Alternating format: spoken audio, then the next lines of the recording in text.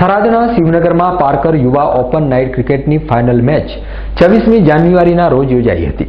એકતા 11 અને પાર્કર 11 વચ્ચે યોજાયેલા ફાઇનલ મુકાબલામાં એકતા 11એ ટોસ જીતીને પ્રથમ બેટિંગ કરીને નિર્ધારિત 14 ઓવરમાં 174 રન બનાવ્યા હતા. એકતા 11એ પાર્કર 11 સામે પહાડ જેટલો ઊંચો લક્ષ્ય મૂકી દેતા જવાબમાં બેટિંગ કરવા ઉતરેલી પાર્કર 11 માત્ર 6 ઓવરમાં જ ઓલ આઉટ થઈ ગઈ હતી અને ફાઇનલ મેચમાં એકતા 11નો વિજય થતા થરાદ લાયન્સ ક્લબના પ્રમુખ બી.કે. પ્રજાપતિના હસ્તે એકતા 11ને ટ્રોફી એનાયત કરવામાં આવી હતી. આ પ્રસંગે થરાદના ધારાસભ્ય પરબતભાઈ પટેલ, થરાદ શહેર ભાજપ પ્રમુખ વસંતભાઈ ત્રિવેદી, મંત્રી કમલેશભાઈ વાડે, ભારત વિકાસ પરિષદના પ્રમુખ એ.પી. માળી સહિત અન્ય આગેવાનો ઉપસ્થિત રહ્યા હતા.